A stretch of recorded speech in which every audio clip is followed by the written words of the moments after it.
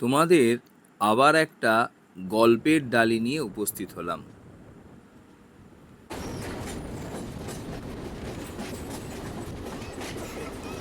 আচ্ছা, এটা কি গল্প? না, তোমাদের সাক্ষাৎ ভূস্বর্গের দর্শন করাবো। চলো, আমরা হাওড়া থেকে জম্মু তাওয়াই হামসাফার এক্সপ্রেস করে কাশ্মীরের দিকে রওনা দিলাম। আমাদের ট্রেন ছিল বেলা 1:55 নাগাদ। ট্রেনটা ঘন্টা তিনেক লেট করায় বিকালবেলা করে 3:30-4টে করে ট্রেনটি ছাড়ে। যাত্রাপথে গোধূলির দৃশ্য দেখতে দেখতে আমরা জম্মুর দিকে এগিয়ে চললাম, কারণ এই ট্রেনটির গন্তব্য জম্মু।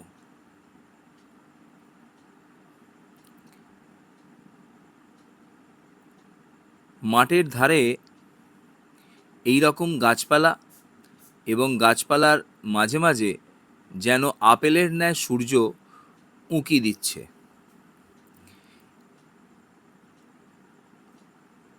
আজ আমাদের মন বেরিয়ে পড়ার দিকে অগ্রসর হয়েছে, তাই এই দৃশ্যগুলো আজকে যেন খুব সুন্দর করে চোখে একটা নতুন অনুভূতি সৃষ্টি করছে। আর দিগন্ত রেখার দিকে সূর্য যেন আস্তে আস্তে ঢলে পড়ছে এবং সন্ধে ঘনিয়ে আসছে। এইভাবে আমরা শেষে পৌঁছালাম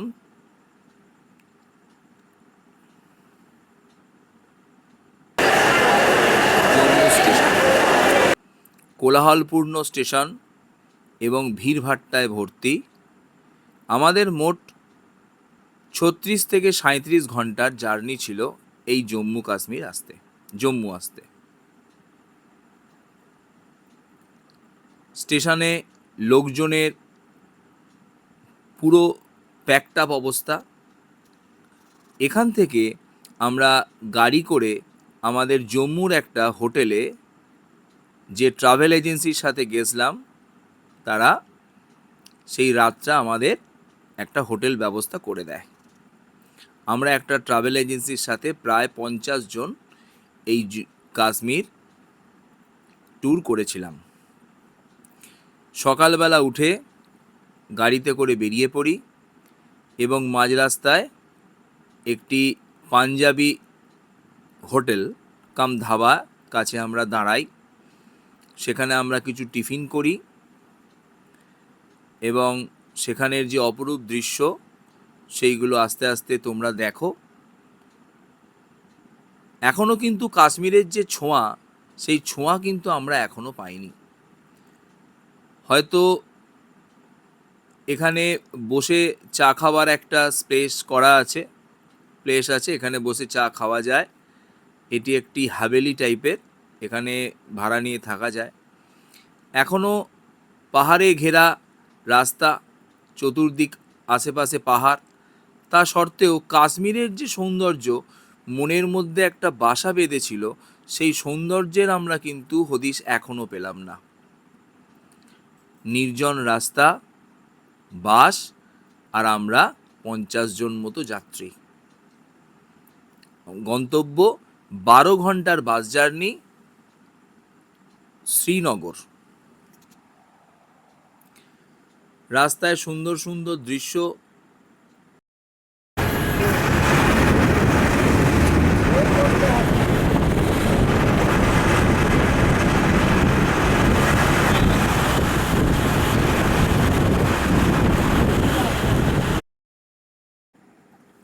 আর ওখানে ঘোড়া নদীর জলপান করছে, এ যেন ছবির মতো একটা দৃশ্য ফুটে উঠল। এরপর আমরা আরও এগিয়ে গেলাম শ্রীনগরের দিকে। মাঝ রাস্তায় আমরা একটা হল্ট নিলাম, বলতে পারো ছোট বাথরুমের জন্য। অর্থাৎ আমরা আমাদের হল্টের মাধ্যমে দেহের ভার কিছুটা কমালাম এবং সব জায়গায় কিন্তু এখনও সেই পাহাড়ি যে দৃশ্য তার মতো, মানে ভূস্বর্গের দৃশ্য নেই, পাহাড়ের মাঝে মাঝে ছোট ছোট বাড়ি এবং পাহাড়ের ধাপ কেটে কেটে বিভিন্ন ধরনের চাষ এবং গাছপালায় ভর্তি পরিবেশ। ওয়েদার যে খুব একটা ঠান্ডা সেটা বলবো না, তবে সকালের দিকে কিছুটা ঠান্ডা আমেজ ছিল, এখন বেশ গরম লাগছে। যাই হোক, আমরা এরপর পুনরায় বাসে উঠে পড়লাম আমাদের মূল গন্তব্য শ্রীনগর, এবং সেখান থেকে পরের দিন, সেদিন রাত্রিবেলা স্টে করে পরের দিন আমরা শ্রীনগর সাইট সিন করব। এইভাবে আমরা আস্তে আস্তে শ্রীনগরের দিকে এগিয়ে যাচ্ছি। মাঝ রাস্তায় একটি মন্দির পড়ে, শিবের মন্দির। তো আমরা সেখানে নেমে শিবের মন্দিরে শিব দর্শন করলাম এবং বাবার পুজো দিলাম। বম ভোলে, জয় জয় শিব শম্ভু। এরপর আমরা, এটা কি ভিআইপি গার্ডেন বলে, এটা গভর্নমেন্টের আন্ডারে আন্ডারটেক করা আছে গার্ডেনটা। আর এই গার্ডেনটায় ডিসেম্বরের সময় গোটাটা বরফ জমে যায়। এটাকে স্কেটিং পার্ক বলে, তার কারণ হচ্ছে ডিসেম্বর মাসে এই অঞ্চলটা পুরো বরফে ঢেকে যায়, এবং তোমরা দেখতেই পাচ্ছ যেহেতু এটি একটি ঢালু সমতল ভূমি, তাই এর ওপর বরফ জমলে সেটি একটি স্কেটিংয়ের মনোরম পরিবেশ এবং স্থান তৈরি হয়। এখানে বিভিন্ন ধরনের সাজ পোশাক পরে ফটো তোলারও বিশেষ ব্যবস্থা আছে। দেখো, এখানে ড্রেস বিক্রি হয়।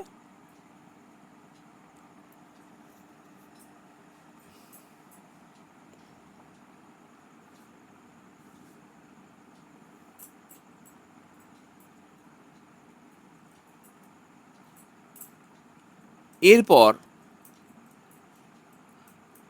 আমরা এখান থেকে চলে এলাম পাটনি টপ বলে আরেকটি জায়গায়। সেখানে নির্জন পরিবেশ আমাদের মন কেড়ে নিয়েছিল। পুনরায় আমরা শ্রীনগরের পথে যাত্রা দিলাম। মাঝে নদী, দুদিকে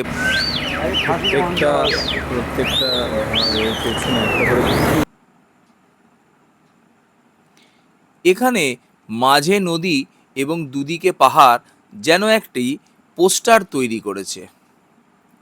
এখানে বিশেষ ধরনের ব্যবস্থা চোখে পড়ল। ভেড়া পালক বা মেষ পালক যারা, তারা মুখে একটি বিশেষ ধরনের বাঁশি নিয়ে আওয়াজ করতে করতে সামনের দিকে এগিয়ে যাচ্ছে, এবং তাদের সঙ্গে একটি কুকুর আছে। তারাই নাকি এই ভেড়াগুলোকে পাহারা দেয়। এইভাবে আমরা রাত্রিবেলায় প্রায় 10টার সময় করে এসে হোটেলে পৌঁছালাম। আমাদের জন্য বিশেষ ব্যবস্থা ছিল, সেটি হলো হাউস বোট। হোটেলে কিছু লোক রাত্রি যাপন করলো, আমরা ওখান থেকে শিকারা করে হাউস বোটে উপস্থিত হলাম। হ্যাঁ বন্ধু, আমাদের সেই দীর্ঘ প্রতীক্ষার পর, দীর্ঘ 12 ঘন্টা বাস জার্নির পর এই হাউস বোটকে দেখার পর আমাদের যেন সকল ক্লান্তি এক নিমেষে দূরীভূত হলো। এই আমাদের স্বর্গের ভূস্বর্গযুক্ত ঘর। এই হাউস বোটে আমরা সেদিন রাত্রি যাপন করব এবং খাওয়া দাওয়া এখানেই হবে। হাউস বোটের মধ্যে একটি এন্ট্রান্স আছে, এবং ভেতরের দিকে ঢুকে গেলে দুদিকে দুদিকে মোট 4টি ঘর আছে। ঘরগুলির মধ্যেই বাথরুম এবং সমস্ত রকমের ব্যবস্থা আছে। যাই হোক, আমরা এন্ট্রান্সে সামনে একটি লন করা আছে হাউস বোটের ওপরেই। দেখো তোমরা, সেখানে আমরা সেই দিনের রাত্রিবেলার খাবারটা সম্পন্ন করলাম একসাথে, এবং এরপর নিদ্রার অপেক্ষায়। আমরা সেদিন খেয়েছিলাম রুটি আর মাংস।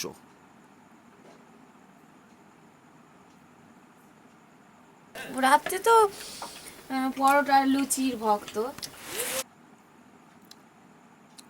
যাক, এইভাবে আমাদের সুন্দর একটি রাত্রিকালীন খাবার, এবং তার থেকে বড় কথা ডাল লেকের উপরে বসে খাওয়া, এ যে কি একটা নতুন অনুভূতি বন্ধু, তোমরা না নিজেরা এই অনুভূতি পেলে বোঝাতে পারবো না।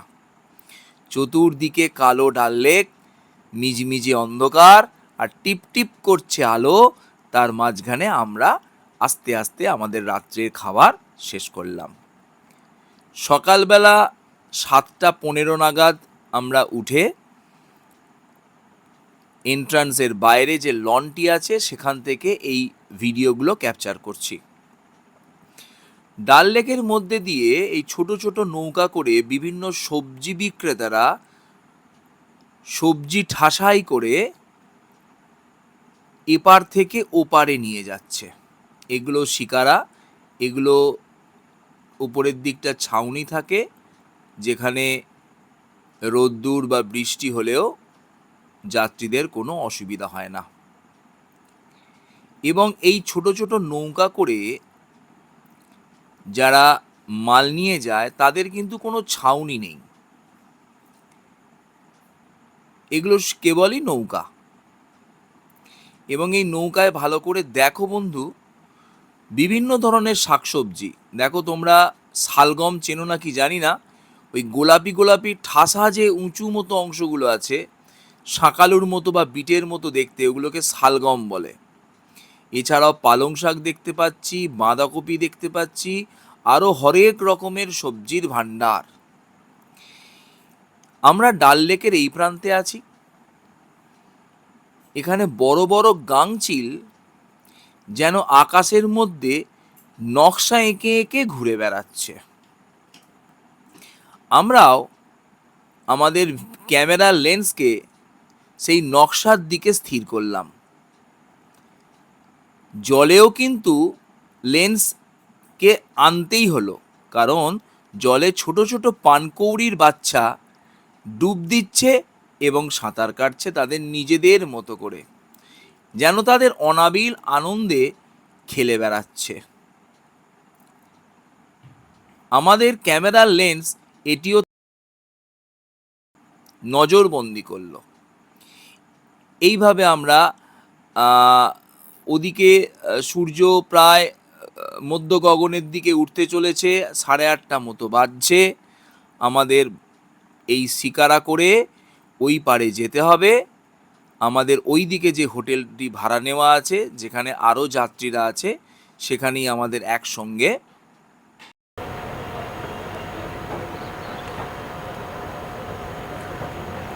সকালের ব্রেকফাস্ট করব।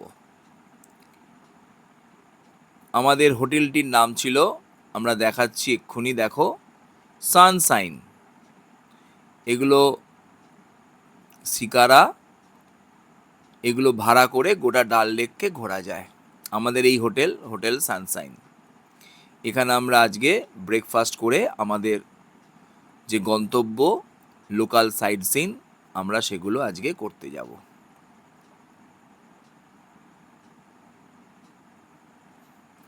একটা কথা না বললেই নয়, এই ডাল লেক আমার প্রথমে আইডিয়া ছিল যে একটি ছোট্ট লেকের মতো।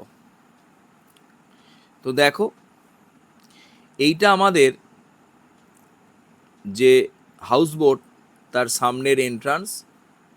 সূর্যের ছোঁয়া এন্ট্রান্সকে যেন স্বর্ণ উজ্জ্বল করে তুলেছে। এখানে যেন সেই প্রাগৈতিহাসিক কিছু স্থাপত্য, পুরনো দিনের কিছু স্মৃতি যেন আমাদের ইতিহাসকে আরও চাঙ্গা করে তুলল। সুন্দর কারুকার্যের চেয়ার, কাঠের টেবিল, নকশা করা আরাম কেদারা, এবং একটি টিভিও আছে।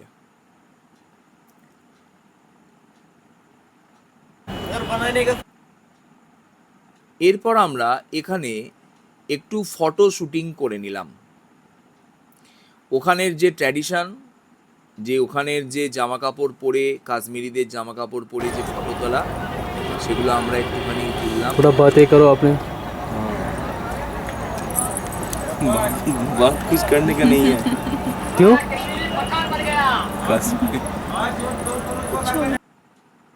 এইভাবে আমরা নিজেদের মধ্যে একটু আনন্দ নিলাম এবং আমাদের এরপরেই ব্রেকফাস্ট এবং তারপরেই আমাদের আজকের সাইট সিনের গন্তব্যে আমরা বেরিয়ে যাব। আমরা গেছিলাম ঠিক সেপ্টেম্বরের সময়, পুজোর ঠিক পরে বা লক্ষ্মী পুজোর সময়। সূর্যের প্রতিফলন, জলের প্রতিচ্ছবি এবং দোদুল্যমান সূর্য এবং আমরা দুজন,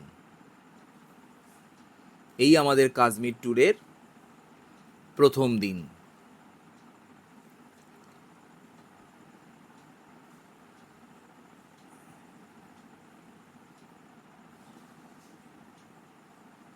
এই ধরনের পোশাক পরে ছবি তোলা যেন ওখানের একটা রীতি। এটা না করলে যেন মনে হয় যে কিছু একটা অসম্পূর্ণ তো থেকেই যায়। তো এই ডাল লেক 7.5 কিলোমিটার লম্বা এবং 3.5 কিলোমিটার মতো চওড়া। শিকারাগুলো সুন্দর লাগে ডাল লেকের ওপর যখন যায়, যেন মনে হয় ছবি বিস্তার।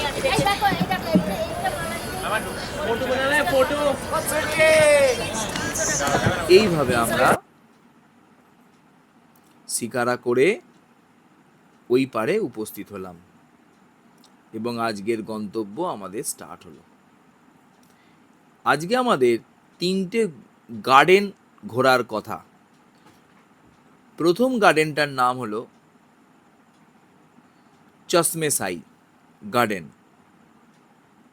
চলো বন্ধু, আমরা আজকে ডাল লেককে সঙ্গী করে ডাল লেকের পাশ দিয়ে আমাদের বাস এবং আমরা কজন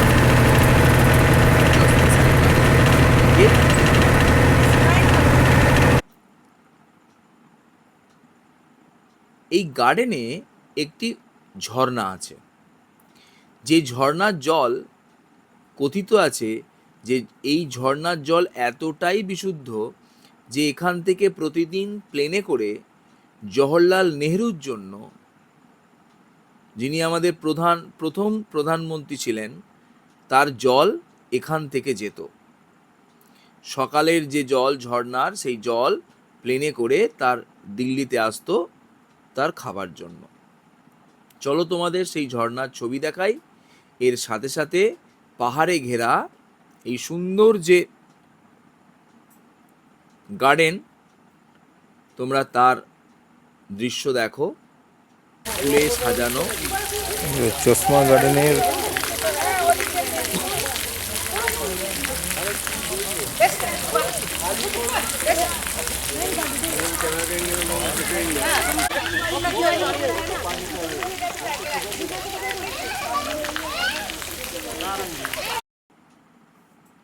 জল পড়া ফোয়ারার শব্দ যেন সবসময় এখানে ভেসেই চলেছে। নিস্তব্ধ নিরিবিলিতে এই গার্ডেনকে আমরা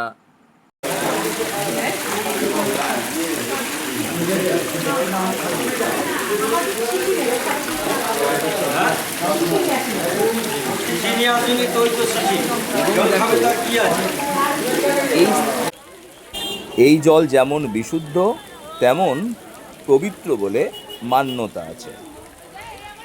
এই আমাদের কাশ্মীর টিমের কিছু সদস্য। এরপর মোঘল গার্ডেন, দ্বিতীয় গন্তব্য।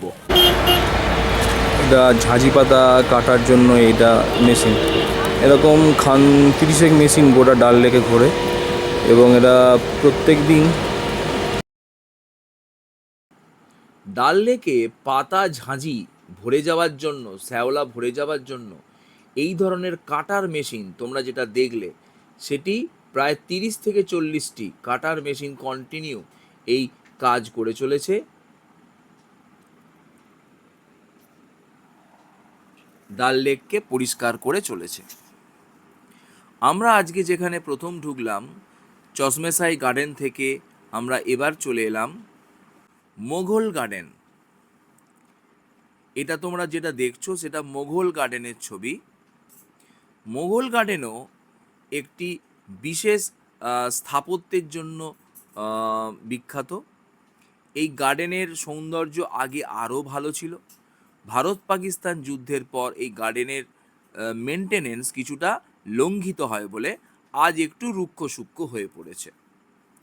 এখানে একটি মসজিদ আছে এবং এখানে একটি ঝিঁঝি পোকার শব্দ যেন সবসময় এই অঞ্চলকে নিস্তব্ধতা থেকে বঞ্চিত করছে। পাহাড়ে ঘেরা এই উদ্যানেরও সৌন্দর্য কিছুই কম নয়।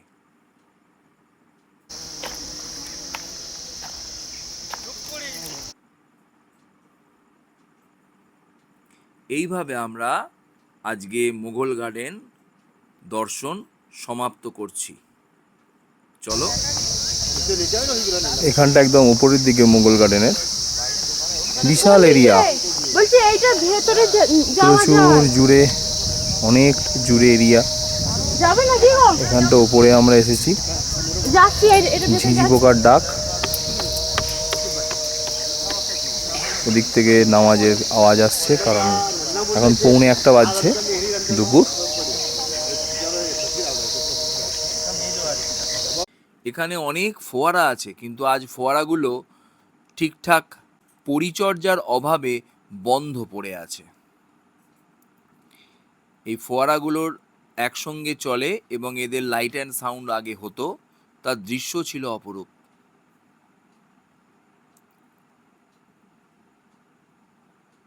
এগুলো প্রত্যেকটা এক একটি করে ফোয়ারা।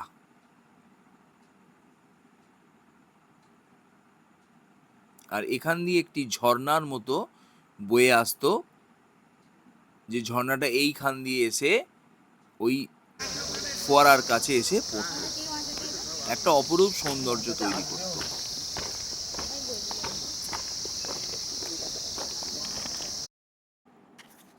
আর এখন বাজছে 1:45, তাই আজানের শব্দ আমরা শুনতে পাচ্ছি, অর্থাৎ আজানের সাথে সাথে নামাজ পড়া শুরু হয়ে গেছে। আর এই মাছরাঙা তার নিজের একটি ছোট্ট মাছকে ধরে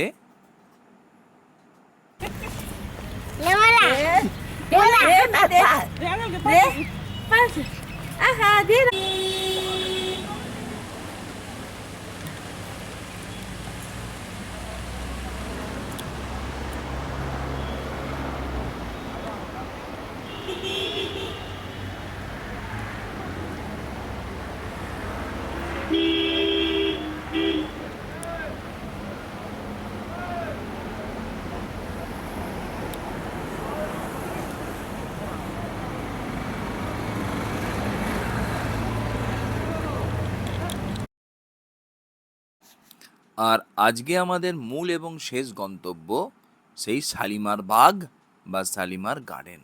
গার্ডেন মানেই বাগ। মোগলরা এই গার্ডেনকে বাগ বলতো, বাগিচা, বাগ। তো এইভাবে আমরা আস্তে আস্তে শালিমার বাগের দিকে এগিয়ে যাচ্ছি। সেই সাথী আমাদের সেই ডাল লেক। রাস্তা নির্জন, কারণ এখন প্রায় 1:30 বাজে। এই সময় আজান চলছে এবং নামাজ চলছে বলে আমরা হজরতবাল মসজিদের পাশ দিয়ে চলে যাচ্ছি, কিন্তু প্রবেশ করতে পারলাম না।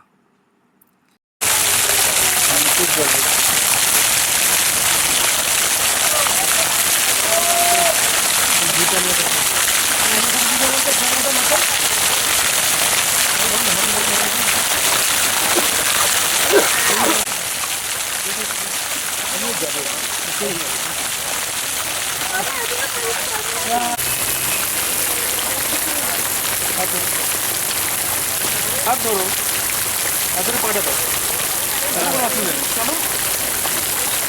হ্যাঁ, আসছে।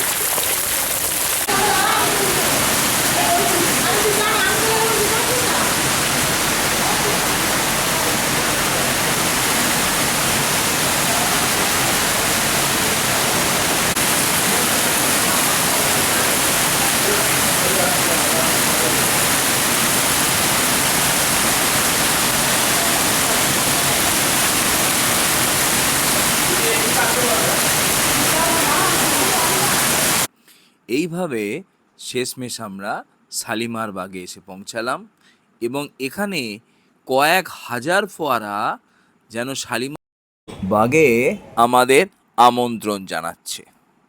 এখানে শব্দ তোমরা নিশ্চয়ই বুঝতে পারছো। আর এটির একটি রীতি আছে, যখন নামাজ পড়া হয় তখন এই ফোয়ারাগুলো সব আস্তে আস্তে বন্ধ করে দেওয়া হয়।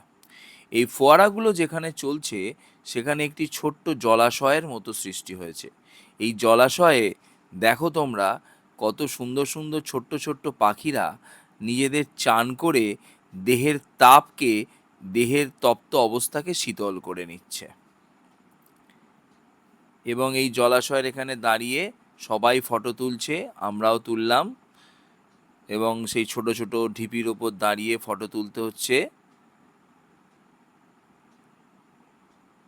শালিমার বাগটি পাহাড়ে ঘেরা একটি উদ্যানের মধ্যে অন্যতম এবং এর পরিসর সমস্ত বাগের থেকে বা উদ্যানের থেকে বড়। এর বিভিন্ন স্থানে বিভিন্ন রকম দৃশ্য দেখতে পাওয়া যায়।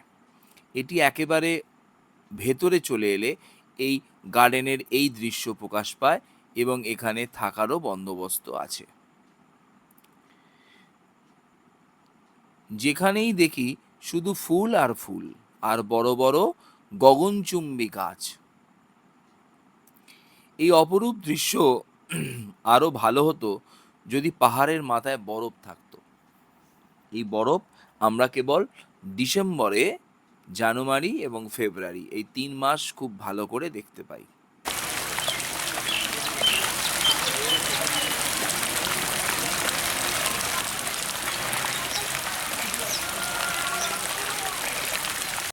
এই শালিমার বাগে শালিক পাখিগুলো একটু চকচকে এবং আকারে বড়।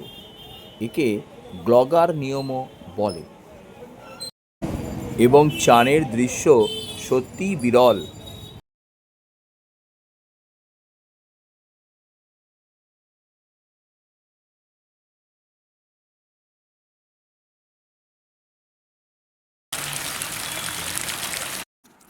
এখানে শালিক পাখিরা নিজের আনন্দে দেহের উত্তাপকে ঠান্ডা জলে যেন ঢেলে দিয়ে দেহ শীতল করে নিচ্ছে। চতুর্দিকে ছোট্ট ছোট্ট নতুন নতুন লাল লাল ফুল এবং আস্তে আস্তে ফোয়ারা কমে আসছে, কারণ এবার নামাজ পড়ার সময়, তাই এখানে ফোয়ারা বন্ধ হয়ে যাচ্ছে। তো আমরা আস্তে আস্তে আজকের যাত্রার এখানেই প্রায় শেষ। আমরা এবার আমাদের হোটেলে ফিরে যাব এবং আবার